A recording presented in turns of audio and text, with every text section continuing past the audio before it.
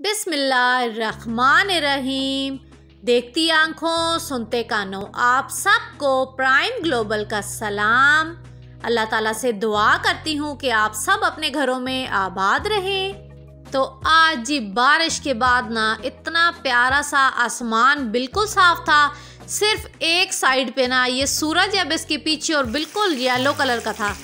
तो आज जी बारिश की वजह से थोड़ी ठंड थी, तो हमने कहा जी क्यों ना आज जी मछली बनाया जाए और सर्दी में मछली को एंजॉय करें, क्योंकि सर्दियों में फ्राई फिश आपको बहुत ज़बरदस्त सी मज़े की लगती है। तो ये जी साथ साथ फ़िश जो है तो मैं फ्राई कर रही हूँ, साथ ही फिर जी आप मसाला लगी हुई भी देख रहे हैं। तो आज जी दिन के टाइम फिर हमने जी मछली को ना एंजॉय किया है। तो बच्चों को जी स्कूल से प्रोजेक्ट मिला हुआ था, फिर मैंने जी इन्हें चार्ट के ऊपर ये ड्राइंग करके दी है। तो फिर अभी जी ये कलर करने लगे हुए हैं। फिर ये कलर वलर जो है तो ये सारे इन्होंने खुद ही किए हैं।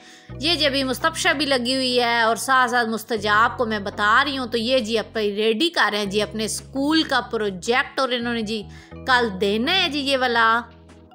वीडियो पसंद आए तो लाइक शेयर और सब्सक्राइब ज़रूर कर दिया करें।